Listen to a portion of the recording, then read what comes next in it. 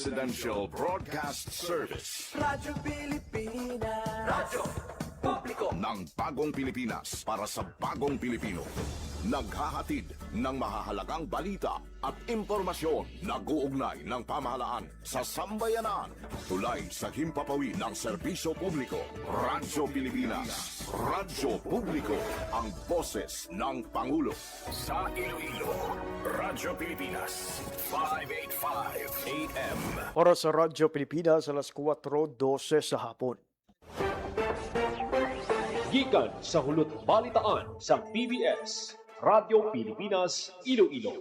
Gintipon sang bugos nga puwersa sa News and Public Affairs Division, mga pagsaysay sa mga hitabo o aksyon, mga pananawan, kag desisyon, mga hibubunon sang napektuhan nga sektor, mga dalagpo nga balita diri sa Iloilo, kag iban nga bahin sang Kabisayan nagkatungdan, mga balita nga natipon sa sulod sang nagligad nga 24 oras. Inyo mabatian sa Headliners Was. Kagkaroon, yari ang inyo PBS News Team.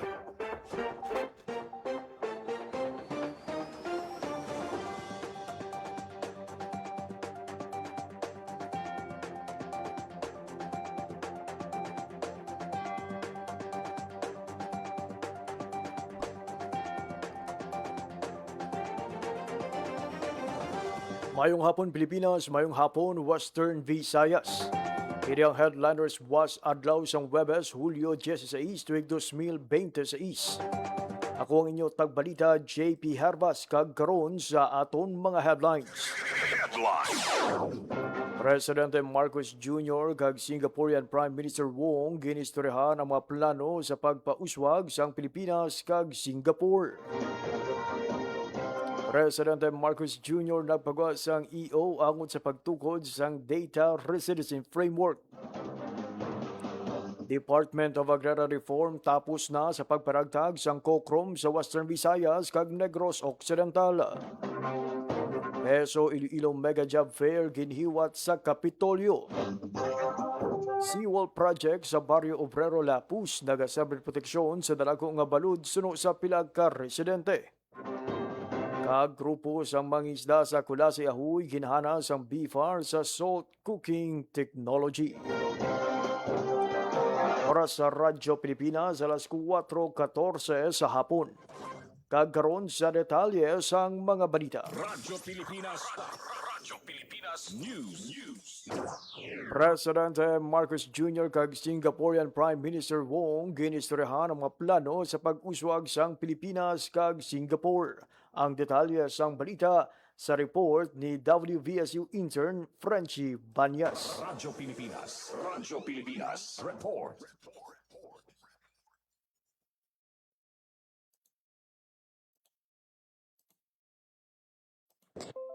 Nakapulong na ni Pangulong Ferdinand Marcos Jr. si Singaporean Prime Minister Lawrence Wong sa istana sa tunga sang 3 kaadlaw nga working visit sang Pangulo sa Singapore Hulyo 14 tubtub 16. Kinistoryahan sang duha ka leader ang pagpadayon sang mabakod nga pag-inuptanay sang Singapore kag Pilipinas kag agud maduso pa ang kooperasyon sa nanuhay-tuhay nga mga importante nga sektor. Ginhambalan man ang pagpalapad sang negosyo sa tunga sang Singapore kag Pilipinas, pag-take advantage sa mga oportunidad kasunod sang artificial intelligence, pang-inganyo sa mas madamo nga investment kag pagpabakod sang kolaborasyon sa health kag social development. Naghisugot man ang duha ka leader nga buksan ang mga bag-o nga bilateral agreement nga makahatag sang benepisyo sa tagsa ka pungsod. Ginpatud man sang Pilipinas kag Singapore ang ilang commitment sa ASEAN nga mangin mapisan, mabakod kag mauswagon nga rehiyon nga may madamo ang oportunidad para sa katawhan. Para sa Bagong Pilipinas, ini si WVSU intern Frenchie Banyas. Radyo Pilipinas, Radyo Publiko. Radyo Pilipinas. Radyo Pilipinas News. Samtang sa iban pang balita, Presidente Marcos Jr. nagpagawa sang EO para sa pag-update sang government data classification kag pagtukod sang data residency framework. Ang detalye sang balita sa report ni WVSU intern Frenchie Banyas. Radyo Pilipinas, report. Ginpirmahan ni Presidente Ferdinand R. Marcos Jr. ang Executive Order No. 119 nga may titulo Updating the Government Data Classification, Establishing a Data Residency Framework and for Other Purposes nga nagatukod sang moderno kag risk-based nga sistema para sa mas mabaskog nga pag-amlig sang datos sang gobyerno kag paghatag sang mas klaro nga lugar para sa digital infrastructure investment. Sulod sang madugay nga panahon, ang gobyerno nagasalig sa Memorandum Circular No. 78 nga ginpatungan pahalin sang papel-based era. Apang bangod sang madasing nga pagtaas sang cloud computing, artificial intelligence kag digital services, nagakinahanglan ang Pilipinas sang bag-o nga pulisiya nga nagaprotekta sa sensitibo nga impormasyon samtang nagahatag sang oportunidad para sa sigurado nga inobasyon kag teknolohiya. Ginpagwa ini nga EO antes sang Private Sector Advisory Council sa digital infrastructure kag nagaatubang sa isa ka importante nga regulatory gap nga ginpahayag sang mga industry stakeholders ang kinahanglanon nga klaro kag internationally aligned nga mga rules sa data classification, storage kag protection. Sunod sa direktiba ni Presidente Marcos sa Public Sector Data Localization, gindevelop sang Department of Information and Communications Technology ang framework paagi sa lawig nga konsultasyon upod sa masubra 50 ka stakeholders, lakip na ang national government agencies, security agencies, privacy regulators, foreign chambers of commerce, business groups, cloud service providers, telecommunication companies kag digital infrastructure operators. Para sa Bagong Pilipinas, ini si WVSU intern Frenchie Banyas, Radyo Pilipinas, Radyo Publiko. Radyo Pilipinas News. Sa balita lokal, natapos na sa Department of Agrarian Reform o CONDAR ang pagparagtag sa Certificate of Condonation with release of mortgage kung kokrom sa tanan nga natumod nga agrarian reform beneficiaries sa bugos nga Western Visayas kag Negros Occidental. Suno sa DAR Western Visayas, nakumpleto ng pagparagtag sa 60,000 ka kokrom para sa 44,388 ka ARB halin sa 5 ka probinsya sa rehiyon nga dalayo nga nagpana sa masobra sa 2 ka bilyon ka pesos nga utang sa duta nga ila ginatalauma.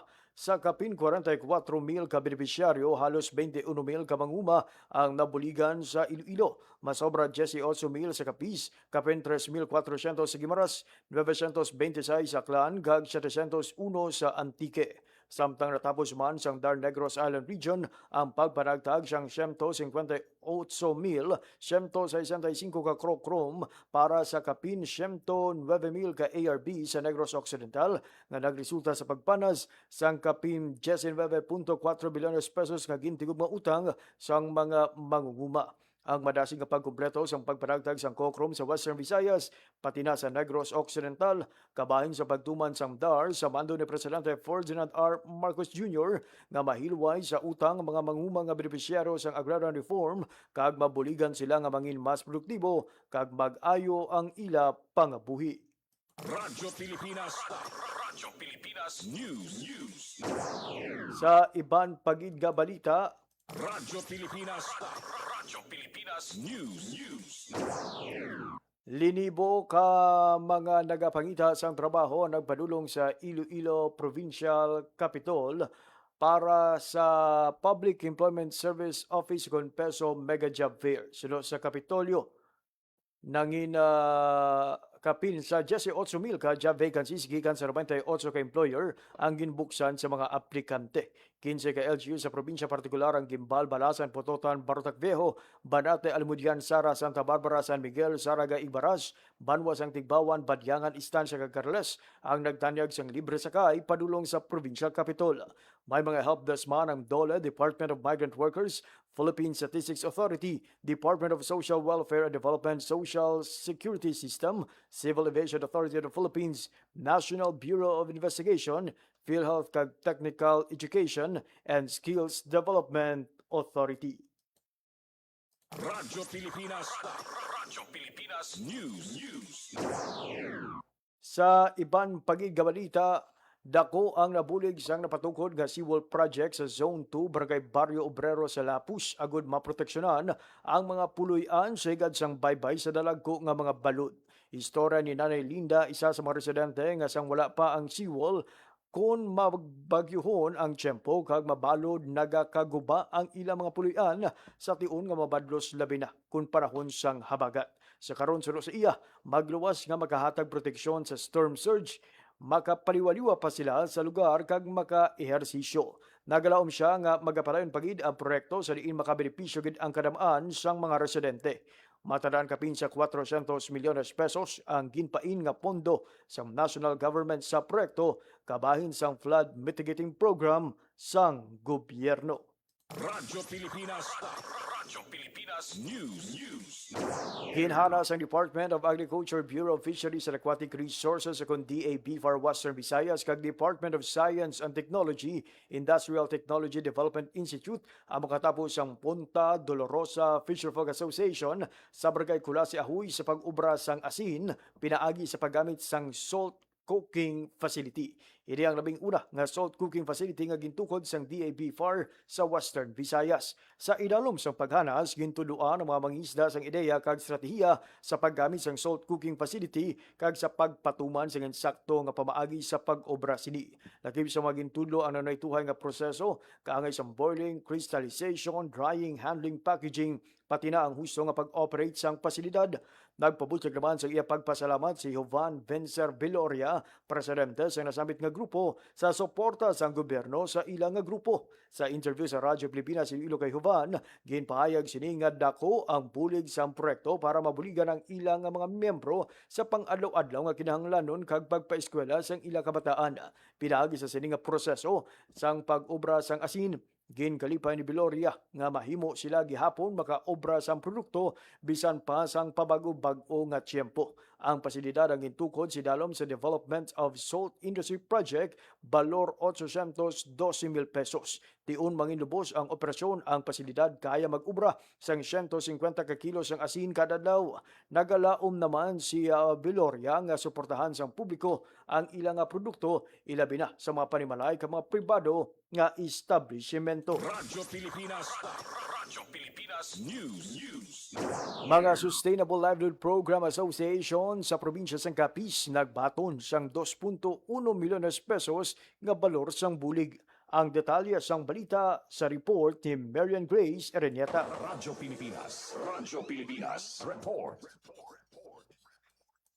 Nagbato ng apat ka Sustainable Livelihood Program Association o kon SLPA sa President Rojas Capiz sa masobra sa 2.1 million pesos nga seed capital fund gikan sa Department of Social Welfare and Development Field Office 6. Lakip sa tagbaton nga asosasyon ang Badyangon Livelihood Association nga nakabaton sa 340,000 pesos para sa Variety Store Project.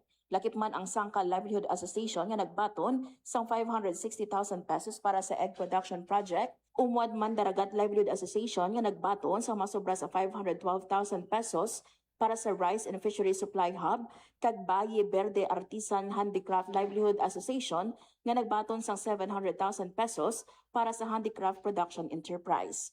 Ang SCF magaserbe nga start-up kag expansion capital sa negosyo sa mga asosasyon. Ginpangunahan ni SLP Provincial Program Coordinator Aileen Cerudo ang pag-turnover kaupod ang Bureau of Fisheries and Aquatic Resources o CONBIFAR. Para sa Bagong Pilipinas, Marian Grace Erenieta, Radyo Pilipinas, Radyo Publiko. Radyo Pilipinas. Radyo Pilipinas News. Sa iban pagid nga mga balita, Radyo Pilipinas. Radyo Pilipinas News.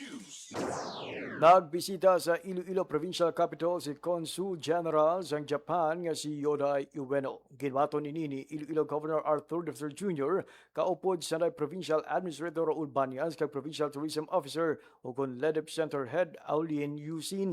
Nagbabutyag sang interes ang gobernador sa pagpalapad sang economic exchanges sa pungsod Japan, partikular sa edukasyon, robotics, artificial intelligence kag drone development. Dugang pa niya Aniya, nagapakita naman ang probinsya sa mga lugar nga mangin economic zone para sa light industries. Magluwas diri na istoryahan man ang mga programa sa palibot kag dunang banggad sa diin ginpakigbahin ni Defensor sa Consul General ang iyang 2023 Climate Change Learning Visit sa Fukuoka, Japan. Radyo Pilipinas. Radyo Pilipinas News. Samtang Iloilo nagpasalig nga tapuson ang mga nabilin nga LCAC project antes ang tuig 2028. Ang detalye sang balita sa report ni Hope Torrechante. Radyo Pilipinas. Radyo Pilipinas. Report. Nagpasalig ang Iloilo Provincial Government nga tapuson antes ang 2028 ang mga nabilin nga National Task Force to End Local Communist Armed Conflict Project sa probinsya. Suno sa Kapitolyo, yara na lang sa 19 ka proyekto sa idalom sang NTF-LCAC ang wala pa natapos. Ini ang ginpasalig ni Provincial Administrator Raul Banyas sa ginhiwat nga Regional Task Force to End Local Communist Armed Conflict second quarter full council meeting. Pahayag ni Banyas, pondohan sang provincial government ang pagpatapos ang nabilin nga proyekto sa tapos nga ginuli sa National Treasury ang 196 million pesos nga unutilized Local Government Support Fund NTF LCAC funds. Kalabanan nga LCAC project sa Iloilo nakasentro sa dalan, water systems, electrification, kag school facilities. Para sa Bagong Pilipinas, Hope Torrechante, Radyo Pilipinas, Radyo Publiko. Radyo Pilipinas. Radyo Pilipinas News. Iloilo City Civil Registry Office magatanyag sa mobile registration sa Agosto 10, 2011 bilang kabahin sang Charter Day celebration.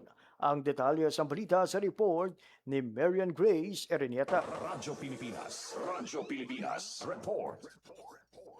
Katanyag sa mobile registration ang Iloilo City Civil Registry Office sa August 10 to 11 bilang kabahin sang pagsaulog sang Charter Day. Gimpayag ni Marner Gargalicana, Registration Officer for sang ICCRO, nga tinutuyo sang mobile registration nga ipalapit ang serbisyo sang city government sa mga pumuluyo kag pasangkadon pa ang timely kag accurate nga civil registration. Lakip sa mga serbisyo nga igatanyag ang birth registration, marriage registration, death registration, petition para sa pagkayo sang clerical error, magpailis ang first name, iban pa nga civil registration consultation o document verification, kag assistance sa documentary requirements kag procedures. Pahayag pa ni Gargalicana nga ang mga serbisyo libre, magluwas lang kung magkuha sang civil documents.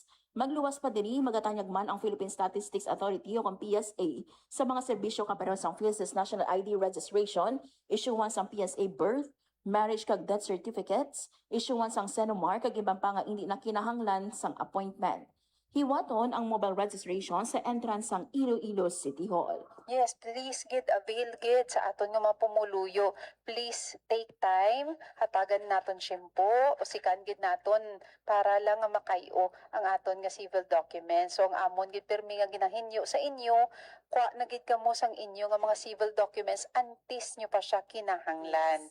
So ang City Civil Registry Office upod gid amon City Civil Registrar Ma'am Cherry Ampig kaga ginmando ini siya sang aton nga Mayor Raisa Treñas nga ang tanan nga serbisyo ipapalapit gid sa pumuluyo. So yari kami nagapalapit, i-avail nyo na ang ini nga all-in-one mobile registration. So pwede na kamo maka-avail sa serbisyo sa City Civil Registry Office and at the same time sa Philippine Statistics Authority. Libre ini siya.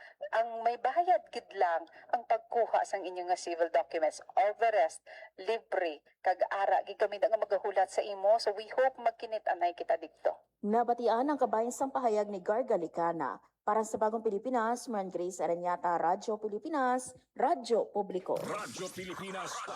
Radyo Pilipinas News. Nagpatigayon sang duha ka adlaw nga theoretical driving course kon TDC seminar ang Land Transportation Office Kalibo District Office sa Barangay Huleta, Libaca, Waklan. Yara sa 100 ka individual ang madinlag-on nga nakatapos ang training sang Hulyo 14, 2015 kag naisyuhan sang theoretical driving course certificate bilang mandatory requirement sa pag-apply sa driver's license. Ginpayo ni Engineer Marlon Velez, hepe sang LTO Kalibo District Office, importante nga sila matuduan sa road safety para mangin responsable nga mga motorista. Ginpasalamatan ni punong Barangay Captain Louis Almero sa Barangay Huleta ang LTO Calibo District Office sa pagdalasang free seminar sa ilang mountain barangay agud mapahapos para sa mga aplikante gikan sa malayo nga lugar. Ang free TDC ang lakip sa mga prioridad nga programa sang LTO agud madulong ang serbisyo sa driving education sa mga malayo nga komunidad. Radyo Pilipinas. Radyo Pilipinas News. Si City LGU ginbato ng 2025 National ADAC Incentive. Ang detalye sa balita sa report ni Marian Grace Araneta. Radyo Pilipinas. Radyo Pilipinas. Report. Nabato na sa lokal nga panguluhan sa Pasig City ang 2025 Anti-Drug Abuse Council o kon ADAC Incentive nga pagkilala bilang National Awardee sa 2025 ADAC Performance Audit and Awards. Gin-turn over sa Department of the Interior and Local Government o kon DILG Iloilo nga ginpangunahan ni Provincial Director Dino Ponsaran ang cheque kag ang Certificate of Commendation nga ginpermahan ni DILG 6 Regional Director Juan Jovian Anguiñero. Mismo si City Mayor Stephen Palmares ang nagbaton sang incentive. Madumduman nga isa ang LGU Pasig City sa mga lokal nga panguluhan sa rehiyon sa East nga nakakuha sang high functional rating sa 2025 ADAC Performance Audit. Pahayag sa lokal nga panguluhan nga ang award nagapakita sa paday nga pagpaningwa sa syudad sa pagpatuman sang epektibo nga mga programa batok sa iligal nga droga kag sa pagpaligon sang Anti-Drug Abuse Council. Para sa Bagong Pilipinas, Marian Grace Araneta, Radyo Pilipinas, Radyo Publiko. Radyo Pilipinas. Radyo Pilipinas News. House Prosecutor kag Iloilo 3rd District Congressman Lawrence Defensor nagapati nga babaskog ng ebidensya sa Article 4 bato kay Vice Presidente Sara Duterte. Ang detalye sa balita sa report ni WVSU intern Frenchie Banyas. Radyo Pilipinas. Radyo Pilipinas. Report. Nagapati si House Prosecutor kag Iloilo Representative Lawrence Defensor nga tuman kag mabaskog ang testimonya sang ilang mga testigo agod mapamatud-an ang Article 4 or grave threats and sedition batok kay Vice Presidente Sara Duterte. Suno kay Defensor amo ini ang rason nga gindesisyonan sang prosecution team nga hindi na pag-ipasulod ang 5 pa ka testigo nga nakalista para sa nahinambitan nga artikulo.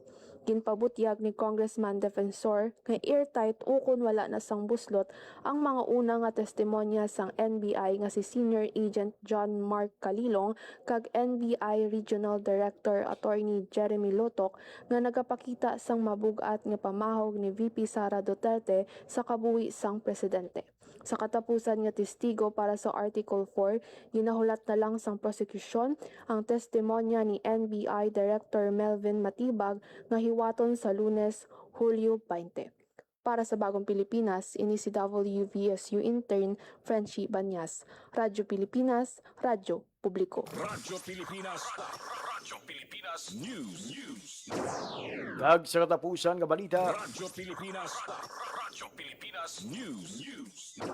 nasiplatan sining karon lang ang butanding kon whale shark sa municipal waters sang Ahoy, partikular sa area sang Nasidban kag Punta Buri. Suno kay Ahoy Mayor Loida Espinosa, hindi pa matimaan sa nga maayo kadagasanyo nga marine ecosystem sa lugar. Nagalaw mga alkalde nga ang pagbisita sa mga butanding padayon nga maghatag bugay sa ila kalalawran kay maghatag inspirasyon sa komunidad nga pabaskogon ang mga pagtingwa para mapangapinan ang marine resources samtang nagabukas ang mga oportunidad para sa sustainable ecotourism sa banwa. Nagapangabay man ang alkalde nga ipadayon ang pag-amlig sang palibot para sa masunod nga henerasyon. Radyo Pilipinas. Radyo Pilipinas News. Oras sa Radyo Pilipinas, alas 4:35 sa hapon. Kagamoyad to ang mga balita nga natipon sang Radyo Pilipinas News Team. Para sa headliners, buwas mong adlaw sang Webes, Hulyo 16, tuig 2026. Sa ngalan sang akon mga katuwang teknikal, Engineer Roy Louie Kaipang sa studio, kag Mr. Jeffrey Bitita sa transmitter. Ako naman ang inyo ng intag balita, JP Hervas. Madamo nga salamat sa inyong pagpamati. Maayong hapon, Pilipinas. Ang inyong tulay sa himpapawid ng serbisyo publiko. Ang Presidential Broadcast Service, Radyo Pilipinas, Radyo Publiko. Radyo Pilipinas. Radyo Publiko. Kinilala ng pang-international